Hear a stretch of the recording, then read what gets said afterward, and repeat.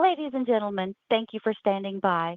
At this time, I would like to welcome everyone to the IQVIA Second Quarter 2025 Earnings Conference Call. All lines have been placed on mute to prevent any background noise. After the speaker's remarks, there will be a question-and-answer session. If you would like to ask a question during this time, simply press star followed by the number 1 on your telephone keypad. If you would like to withdraw your question, press the pound key. As a reminder, this call is being recorded. Thank you. I would now like to turn the call over to Kerry Joseph, Senior Vice President, Investor Relations and Treasury. Mr. Joseph, please begin your conference. Thank you, Operator. Good morning, everyone. Thank you for joining our Second Quarter 2025 Earnings Call.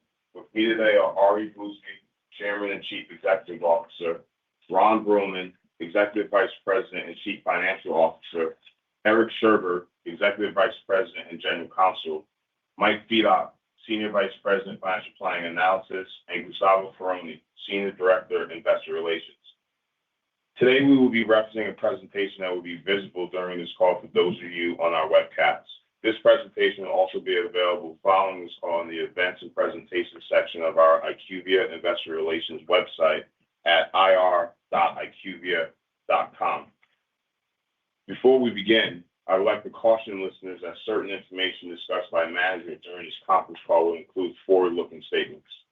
Actual results could differ materially from those stated or implied by forward-looking statements due to risks and uncertainties associated with the company's business, which are discussed in the company's filings with the Securities and Exchange Commission, including our annual report on Form 10-K and subsequent SEC filings.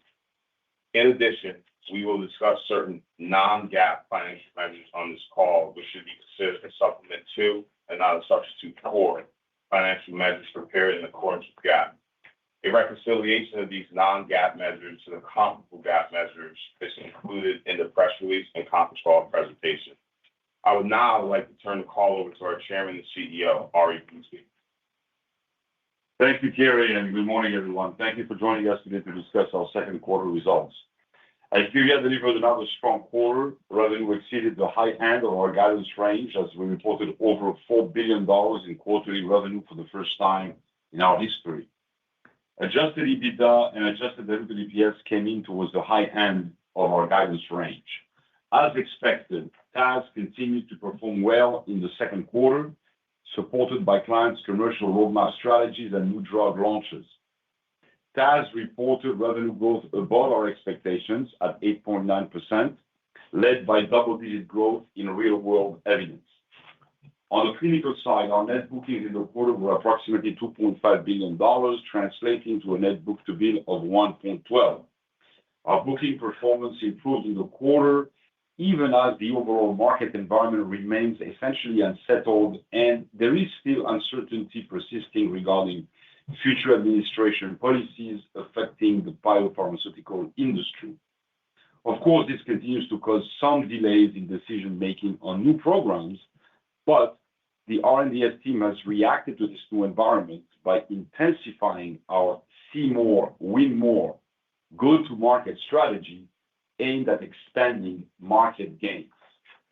This strategy is helping the business navigate this period, and in fact, the R&DS team is seeing good traction from these efforts.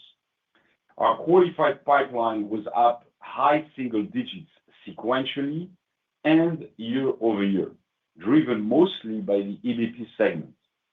Importantly, we saw a meaningful uptick in RFP flow.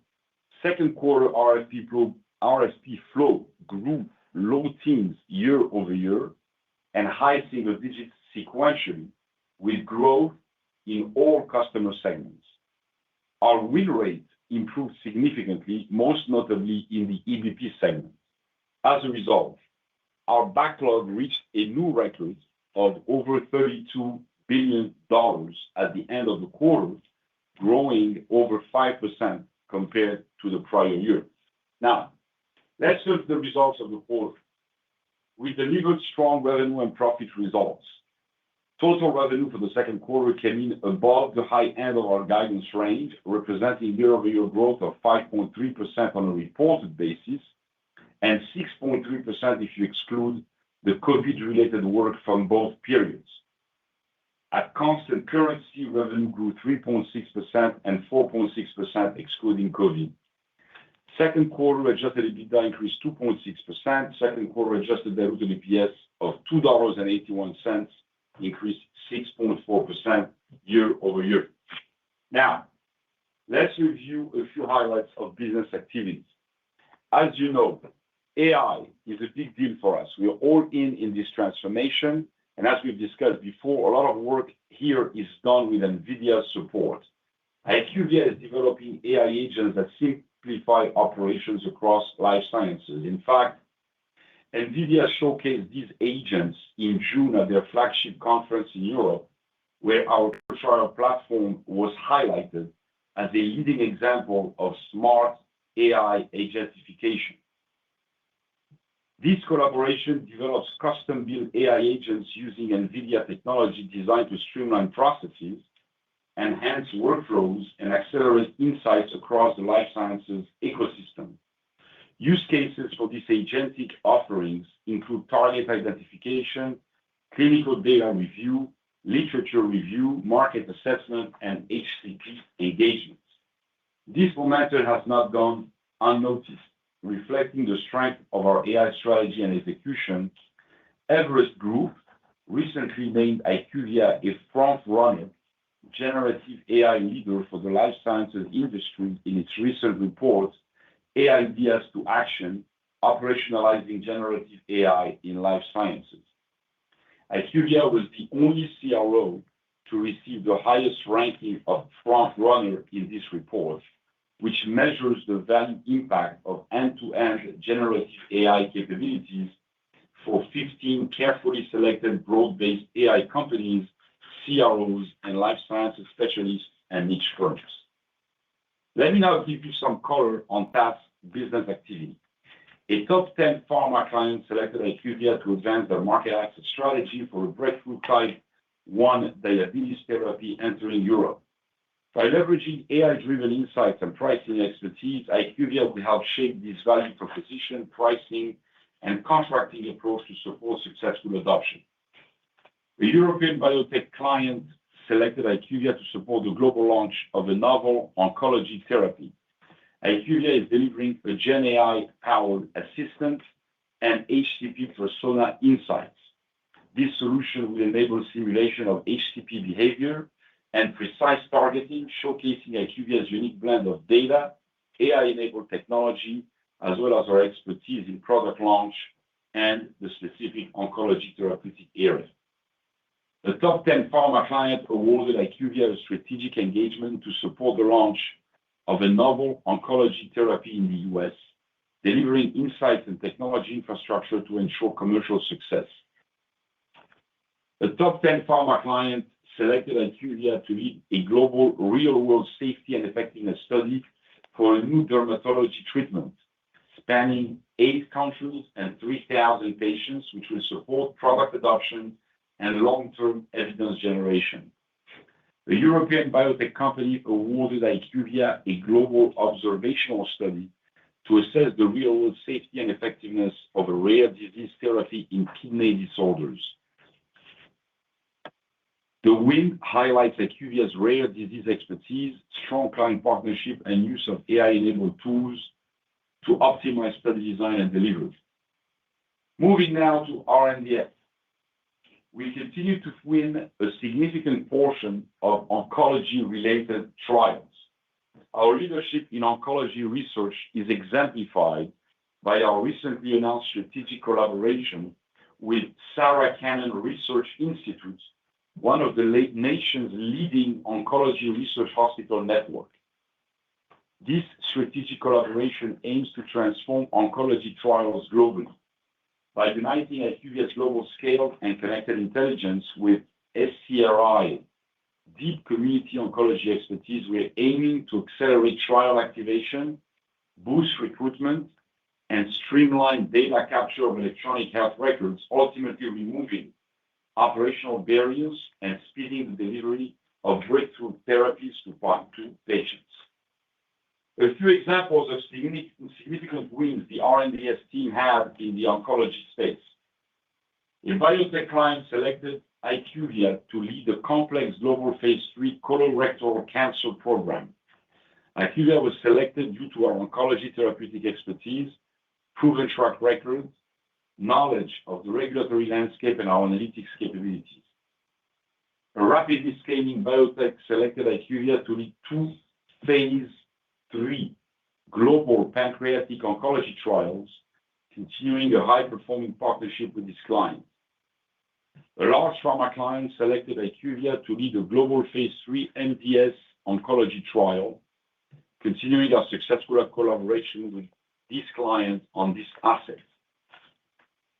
Obesity is another therapeutic area where our performance has been particularly strong. A biotech client selected IQVIA to lead 2 global phase 3 obesity trials, leveraging our vast footprint and deep expertise in chronic weight management. The top 10 pharma clients selected IQVIA laboratories to support expansion of their next-generation GLP-1 development program, building on an existing partnership to investigate the drug's efficacy in treating obesity and type 2 diabetes. I also want to highlight our growing strength in cell and gene therapy trials. IQVIA was selected to manage a significant gene editing program for Wilson disease, spanning both observational and interventional studies.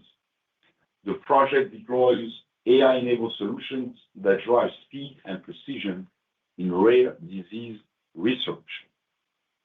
Finally, we were honored to be recently recognized for our innovation in facilitating decentralized trials. IQVIA was named winner of the Best Mobile App for Patient Engagement at the 2025 MedTech Breakthrough Awards. IQVIA's app empowers patients and caregivers to participate in decentralized trials from anywhere while ensuring strong privacy and security. The app has multilingual support and is available across many geographic regions, increasing patient access, engagement, and retention. And now to Ron, more details on our financial performance. Thanks, Ari, and good morning, everyone. Let's start by reviewing revenue. Second quarter revenue of $4,017 million was up 5.3% on a reported basis and 3.6% in constant currency. Now, excluding COVID-related work from this year and last, revenue grew 6.3% at actual currency and 4.6% constant currency. Technology and Analytics Solutions revenue for the second quarter was $1,628 million. That's up 8.9% on a reported basis and 6.8% constant currency. R&D Solutions second quarter revenue was $2,201 million, up 2.5% reported and 1.3% constant currency. Excluding the step down in COVID-related revenues, R&DS revenue growth was 4.2% at actual currency and 3% at constant currency. Lastly, Contract Sales and Medical Solutions second quarter revenue was $188 million, and that was up 9.3% reported and 6.4% constant currency. For the first half, total company revenue was $7,846 million, up 3.9% reported and 3.5% at constant currency. And excluding COVID-related work, revenue grew 4.8% at actual currency and approximately 4.5% at constant currency. Technology and Analytics Solutions revenue for the first half was $3,174 million, up 7.7% reported and 7.2% in constant currency. R&D Solutions first half revenue of $4,303 million was up 1.4% reported and 1.2% at constant currency. And excluding COVID-related work from both periods, revenue in R&DS grew 3.1% at actual currency and approximately 3% at constant currency for the half. Lastly, CSMS in the first half had revenue of $369 million, up 2.2% reported and 1.9% at constant currency. Okay, moving down to P&L, adjusted EBITDA was $910 million for the second quarter, while First half adjusted EBITDA was $1,793 million. Second quarter GAAP net income was $266 million, and GAAP diluted earnings per share was $1.54. For the first half, GAAP net income was $515 million, or $2.94 of earnings per diluted share.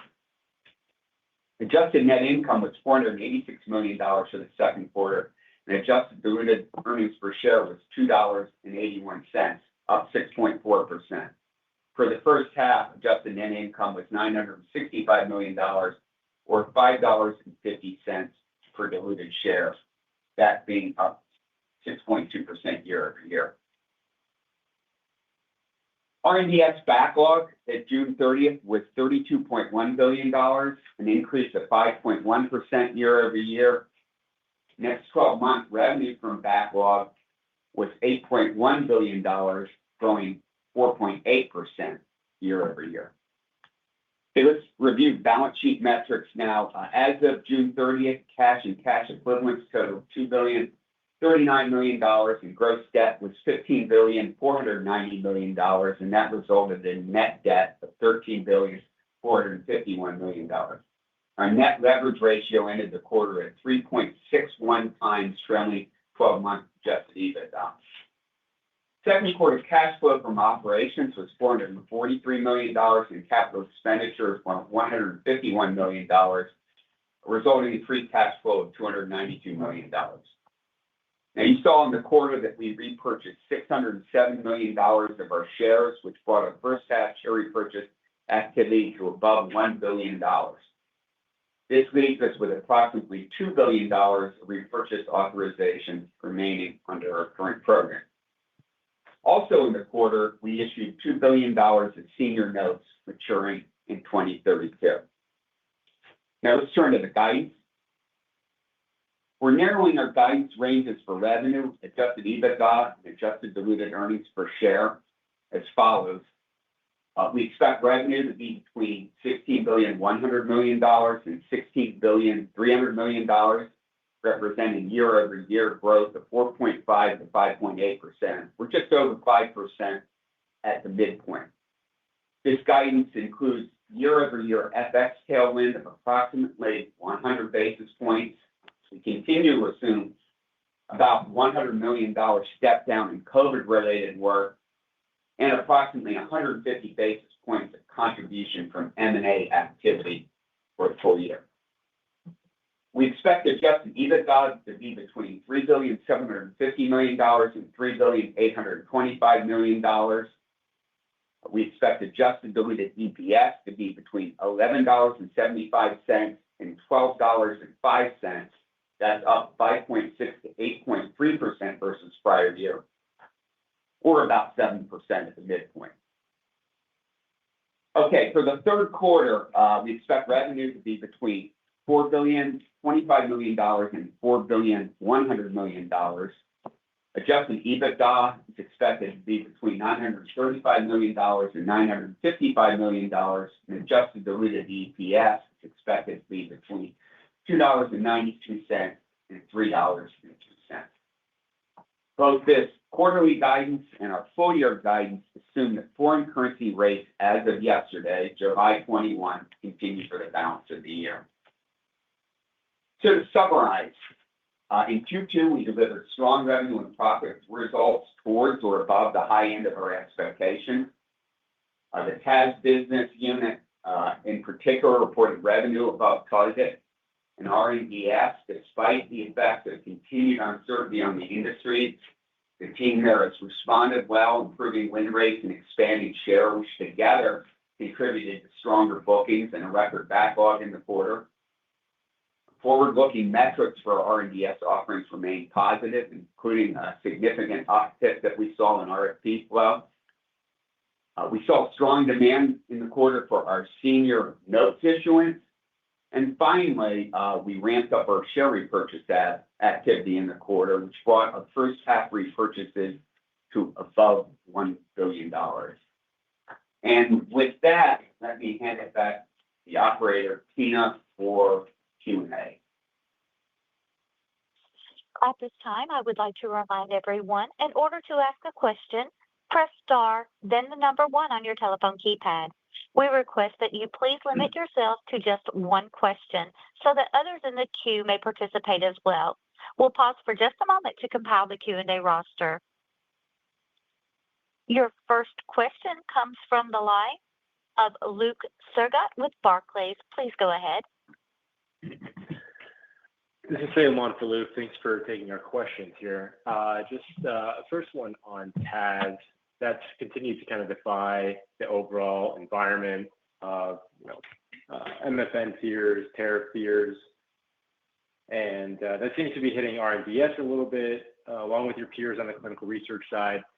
Being that at least a portion of it is short cycle, how does TAS continue to earn through this environment? Is the real world evidence strength and other areas of strength within TAS offsetting any weakness in any of the other subsegments? And how does the current environment differ from a year or two ago where TAS was seeing headwinds and the R&DS side of the business was kind of humming along? So it seems that the diversification story is shining through here. Yeah, good morning, Luke, and thanks for your question.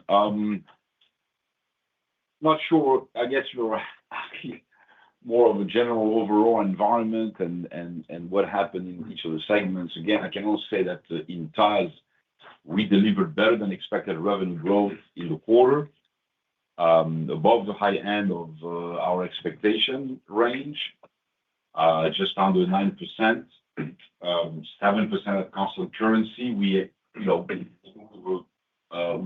on a strong recovery in TAS since really the third quarter of last year. We expected that. It's a little bit better than expected.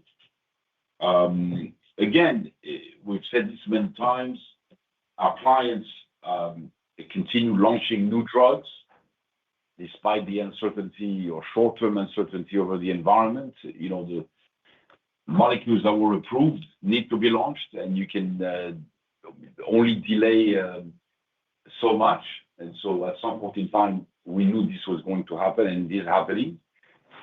Clients are continuing to execute in a regular way their commercial roadmaps, and those require our services.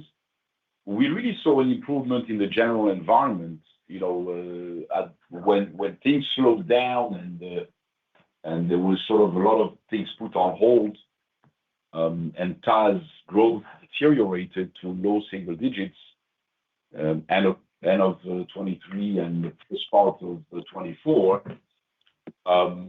We saw decision timelines extend considerably, and they've now gone back to normal, actually even better than that. And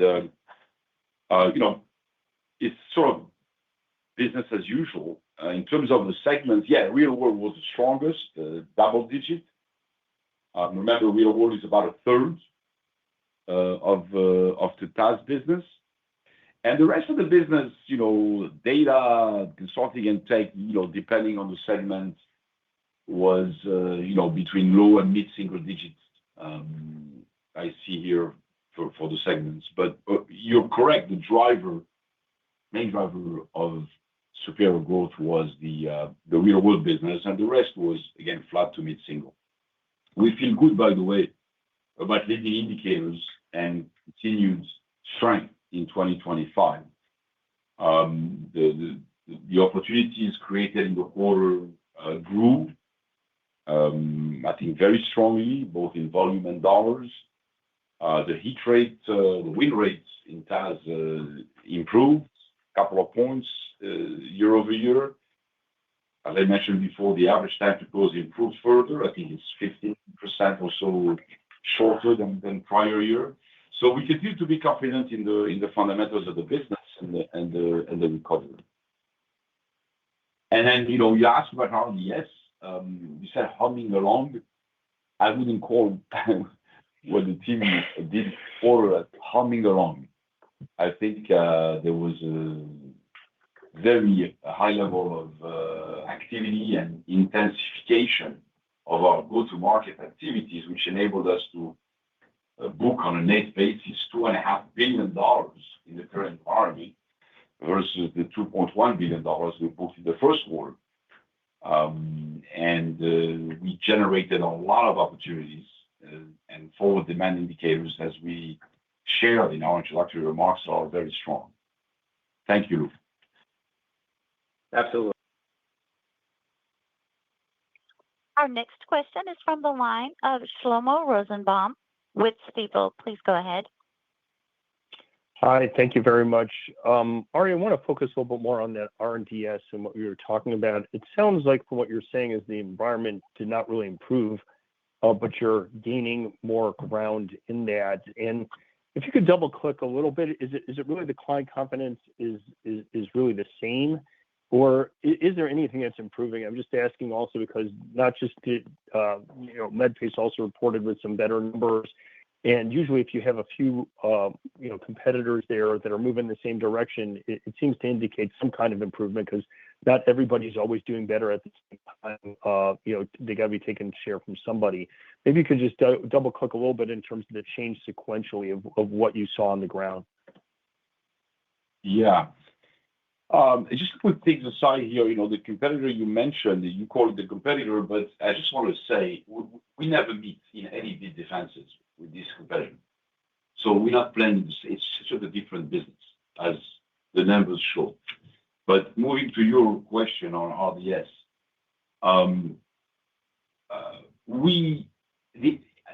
the environment, I said, remains unsettled in terms of the administration policies and the level of uncertainty that's out there. But whereas in prior periods we saw clients sort of on hold, we noted that clients essentially not necessarily returning to business as usual, but are getting on with their programs. If you have in front of you a phase 3 program that's very important for the company and that is going to last 4 years, it's important you be in market ASAP if you have good data and good results and good promise for the program, and you can't really afford to wait another 6 months. So at some point in time, you got to get on with life. So to that degree, I would say the environment possibly has improved slightly, and we see some of those green shoots in the demand metrics. It has remained the same with respect to the administration policies and the uncertainty around exactly what may or may not happen. And that time window is relatively short, limited, and narrowing. And therefore, I guess the client base is moving on to a degree. And to that, in that sense, the environment is improving. And then separately, to use your expression, which I think is a good one, we leaned on or lean in to the market a little bit more forcefully than usual. We call this see more, win more. That is, we're expanding our net. We are responding to more RFPs, generating more flow of opportunities, and we are going in to win. And our win rate has increased. And I think all of that is essentially what's led to the good results we've had this quarter, better than what we would have expected. And by the way, this is across segments, large, mid, and EBP. But I would note that the EBP segment was particularly strong. Thank you.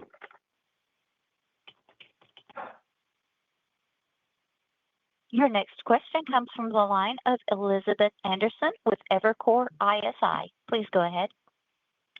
Hi, guys. Thanks so much for the question. I was wondering two things. One, if you could comment on sort of the cadence in the back half of the year. Obviously, you gave the revenue assumptions for the third quarter. Is anything to think about in terms of timing aspects? I know you guys have previously started talking about the restarting of a trial that had previously gotten delayed, just so we can think about the cadence of that into 26. And then secondly, anything to call out on the gross margin side? It looks like maybe it would have some just mixed impact from TAS, but just anything to think about there in terms of the cadence for the back half of the year. Thank you so much. Yeah. So on the cadence, I mean, first of all, generally, and there is a certain level of seasonality to our business, which you're familiar with. First quarter being the sort of weakest. A lot of our business in Europe essentially stops from 15th of July to 15th of September. And the fourth quarter is much stronger. That's true in R&DS, and it's true in TAS. So that's the first general element, and that's always true year in, year out. With respect to R&DS and the specifics of your question regarding that large delayed trial that we said before was going to resume in the latter part of 25, and that's still on. And in fact, we're having initiation discussions with the client, and that is still on as forecasted, and that obviously will be responsible for some of the larger than usual uptick in the fourth quarter of this year. So that's for the RDS. You had other questions. TAS, again, tougher compare second half versus last year. Last year, you remember, we generated even, I think, 9%, if I recall, over 9% in the fourth quarter. So obviously, the comparison there is a bit more difficult when we get to the back half of the year in TAS. But again, we're trying to be it's still early in the year, and we don't want to, move the needle too much at this point. And let's see what happens. Everything looks good for now on TAS and RDS, as you suggest. The cadence looks for a gradual improvement of the growth rate, and especially in the fourth quarter, because of that resumption of that large trial, as well as, of course, compares versus last year, and generally stronger business activity than we would have expected otherwise.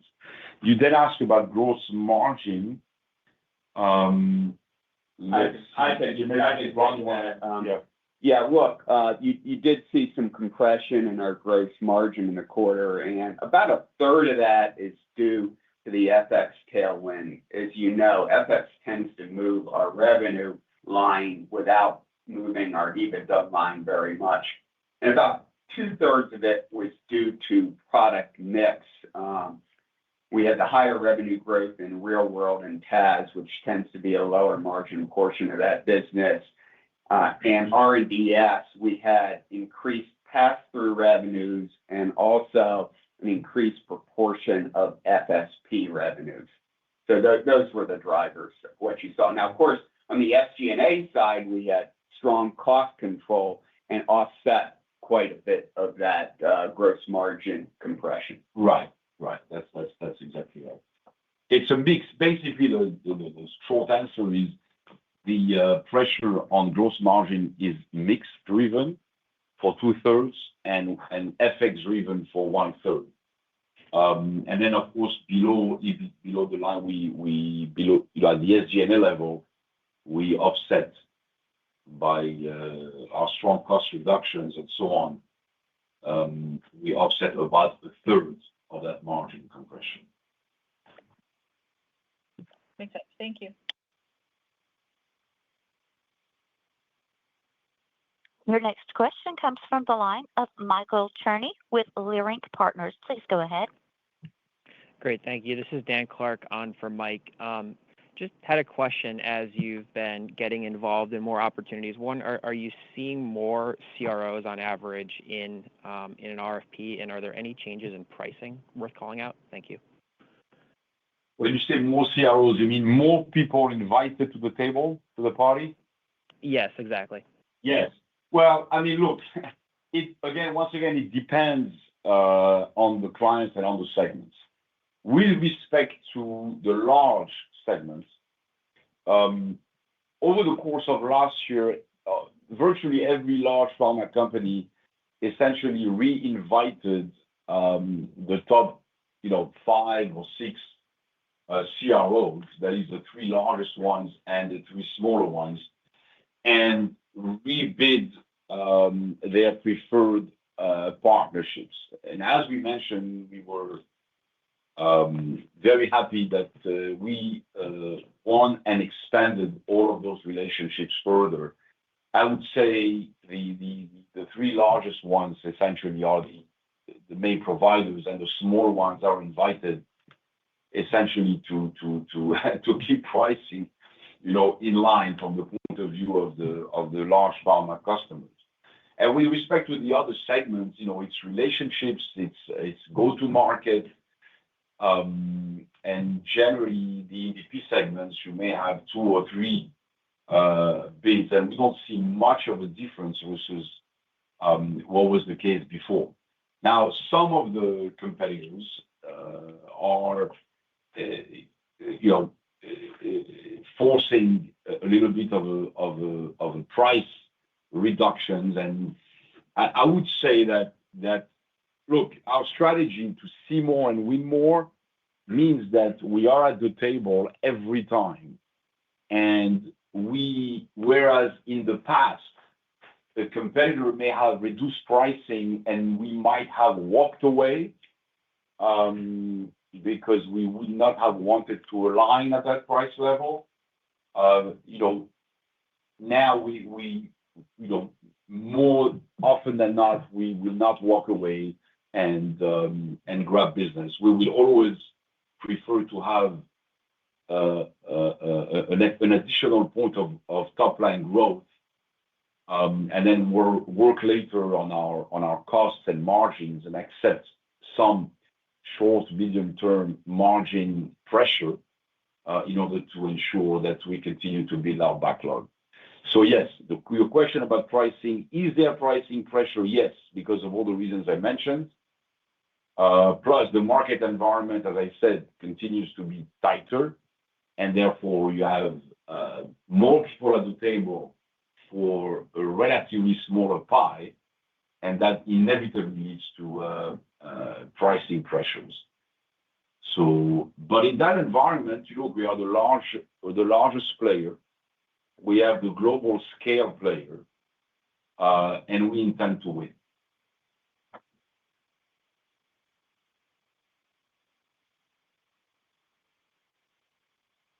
Your next question comes from the line of Jeff Garro with Stephens Incorporated. Please go ahead. Yeah, good morning, and thanks for taking the question. Was hoping we could dig in a little further on AI. Any updates you have on development progress of additional AI solutions and expanding use cases? And I know it's early, but curious what you're seeing in terms of demand from customers. And then lastly, any further comments about how you guys are using AI internally to drive efficiencies in the business? Thanks. Thank you. Well, yeah, look, AI, especially agentification of our processes, is extremely important. We keep hiring resources, building up teams, and scaling up our efforts.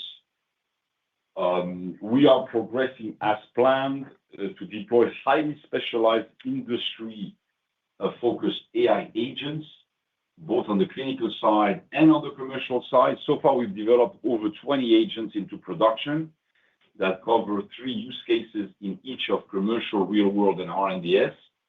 We're seeing positive results. We're experiencing significant, client interest. Some are already being used. For example, we have one multi-agentic system for literature review with expanded capacity it has expanded the capacity to review by 10x. Another agent allows us to reduce delivery time by 2/3, from 12 weeks to 4 weeks, with some significant cost reductions in our patient journeys for our clients. We are currently developing over 50 agents to be deployed in the third quarter to production and covering 15 use cases.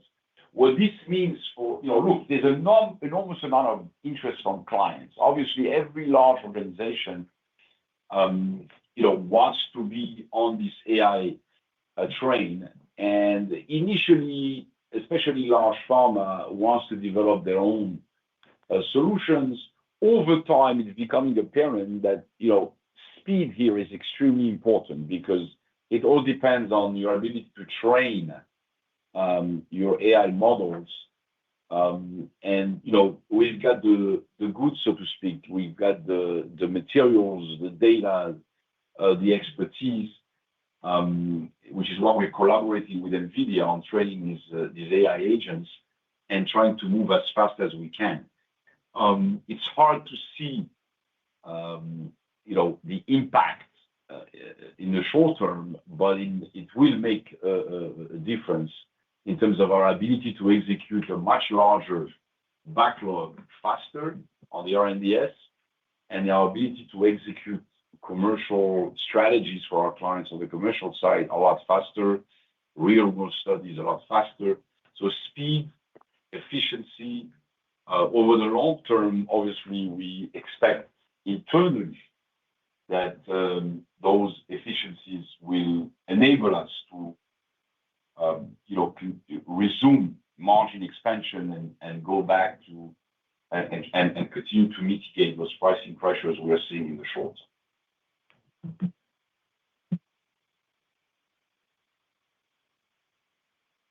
Your next question comes from the line of Michael Ryskin with BofA.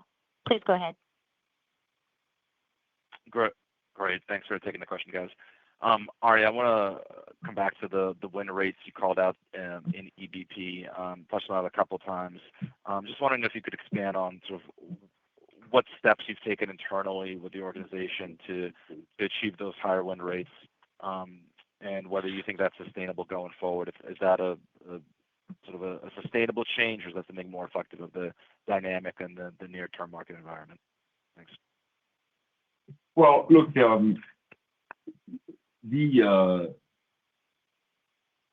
success in the marketplace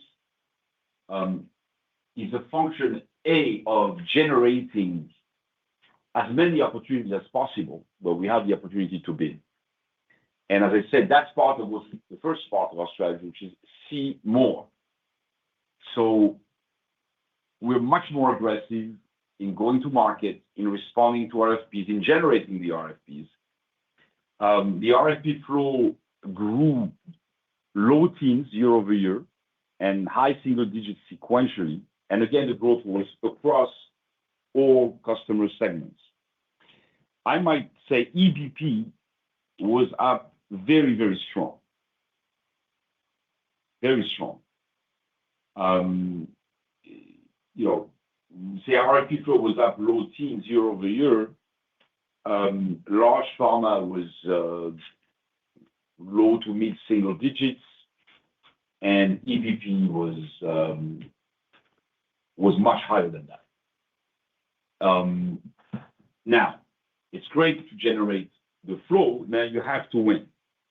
And there, our directive is to win more and to win as much as we can. Now, back to an earlier question, that sometimes requires us to align to a lower price than we would have been willing to tolerate in the past. But we've sort of adjusted and fine-tuned that strategy, and now are actually winning a lot more than we were before. Now, you're asking, is this sustainable? The answer is, I don't see why not. The flow of opportunity is there. If we look at the qualified pipeline, which is an earlier indicator, an earlier leading indicator versus RFP flow, the qualified pipeline is up year over year and sequentially high single digits. And again, in EBP, it's there in the double digits growth year over year. So we see that the demand we are we are able to participate in is increasing. Our win rate depends on our strategy, on our capabilities. We believe strongly that we are uniquely positioned, and we will continue to push to win. So the win rate is up significantly. I don't think we disclose those numbers. I have them in front of me, and they are very, very good. All right. Thanks. Your next question comes from the line of Dan Leonard with UBS. Please go ahead. Thank you. I was hoping to talk a bit more about the margin. The 2/3 of gross margin compression you attributed to mix. How do we think about that going forward, especially in the context of that, flat to 30 basis point margin expansion framework that you've previously discussed? Yeah. I mean, look, this is the mix is what it is. Real world is growing faster, and that's lower margins. We have more FSP to execute in the short term, and that's also lower margins on the RDS side. So I think in the short term, I would say that is going to continue. And by short term, I mean in the next couple of quarters. Having said that, I might mention that this pendulum move towards FSP, I've said this before and I will repeat it, I do not believe is permanent. In fact, and this fluctuates, by the way, but in fact, in this quarter, the proportion of net bookings that FSP is in the very, very low single digits. And I mean very, very low. Everything else was FSP. So, full service. Sorry, everything else was full service, right? FSO. So I think overall, we saw FSP as a proportion of backlog tick up 1 or 2 points from a historic 14-15% to more 16%, 17%. But we see it coming down back to the same level. So I think RDS, yeah, in the short term, some unfavorable mix, but I think after that we should be back to a more favorable mix. But all that's reflected for the next couple of quarters in the guidance. Yes, that's right. And you just also have to remember about the FX dynamic. We have that tailwind, and that's compressing margins as well. Right. But it's Thank you. Thank you. Your next question comes from the line of Jailendra Singh with Truist Securities. Please go ahead. Thank you, and thanks for taking my questions. So I want to go back to TAS business. Thanks for the color by business lines. I actually wanted to double-click on business and consulting piece. It seems trends there still remain below historical trends. What are your expectations there in terms of business returning to high single, double-digit growth? What are some of the key leading indicators you're watching for that business to start bouncing back? Yeah, look, the pipeline is there. We track pipeline versus prior years and pipeline coverage. And I think we're confident that certainly in the future we'll return to mid to high single digits as it was in the past. The mix of projects is different. We spoke about AI before, and that's part of the equation as well. So as we are transitioning to different offerings, we think that that's part of that transition. But yeah, we are expecting that to happen just basically based on our pipeline reviews. Thank you. But you're not expecting to return this year, right? It's more like most likely next year or beyond. Just want to clarify that. Yeah, probably end of the year, next year, yes. Okay, thank you. Your next question comes from the line of Ann Hynes with Mizuho. Please go ahead. Good morning. Thank you. You referenced some of your clients have some short-term uncertainty. What do you think they need the most clarity on to accelerate projects? Is it MFN pricing? Is it clarity on maybe tariffs? And I know it's still early for 2026, but when I look at consensus estimates for R&D, revenue is up 4%.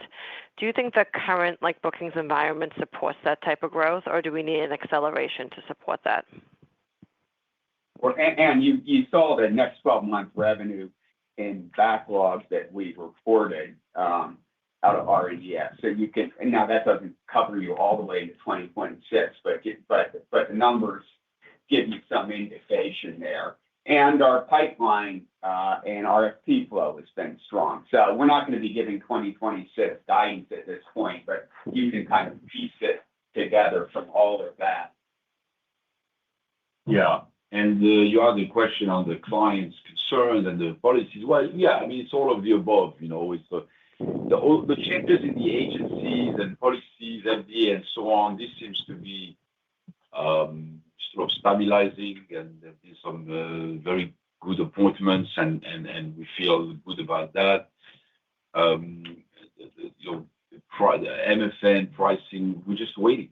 And there's been discussions and there's been thoughts, but let me just say, I don't want to comment more, but it's extremely complicated. Yeah. And then tariffs.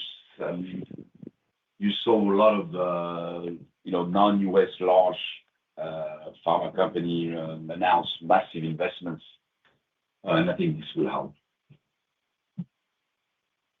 Great, thank you. Your next question comes from the line of Jack Meehan with Nephron Research. Please go ahead. Thank you. Good morning, everyone. Was wondering if you could just share latest thoughts on what you're seeing related to cancellation trends. Have you seen that continue to moderate at all? And just thoughts on, kind of a path to normalization there. Thanks.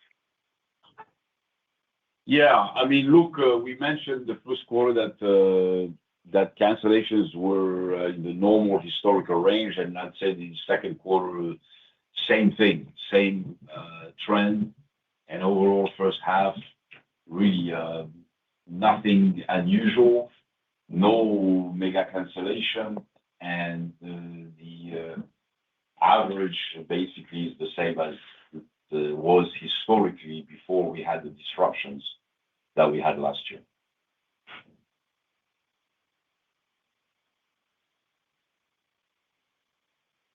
Thank you. Our next question comes from the line of Max Smock with William Blair. Please go ahead.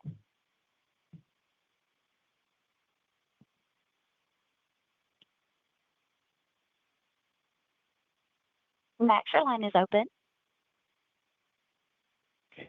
Hi, sorry about that. It's Christine Rains on for Max Smock. So hoping you can give some quantification about the delays you are seeing on new clinical projects. I know that you gave the 10% figure last quarter, so curious if delays for new programs got better or worse in the second quarter. Thank you.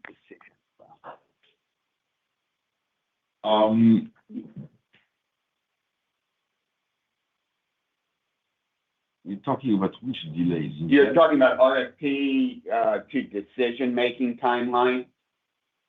Yeah, correct.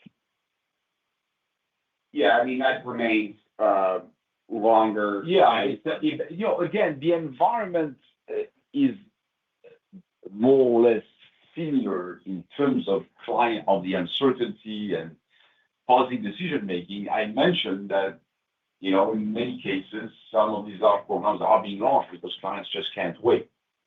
So, some of what had been delayed, decisions were made to launch.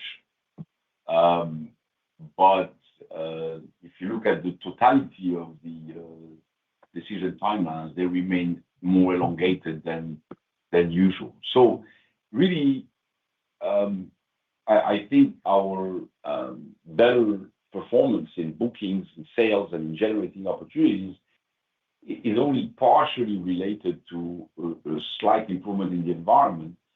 Because if you look at, for example, EVP funding, it wasn't particularly special. since the beginning of the year has been relatively tame. It's just that we've been a lot more proactive, and we've been extremely successful in the marketplace in terms of our win rates versus history, and in generating both the opportunities and in winning those opportunities. So I wouldn't necessarily derive an implication and assume that all of a sudden the market has returned to normal. Thank you, operator. There are no further questions at this time. Mr. Joseph, I turn the call back over to you. Thanks, operator. Thank you, everyone, for taking the time to join us today, and we look forward to speaking with you again on third quarter 2025 earnings call. The team will be available the rest of the day to take any follow-up questions you might have. Have a good day. This concludes today's conference call. You may now disconnect.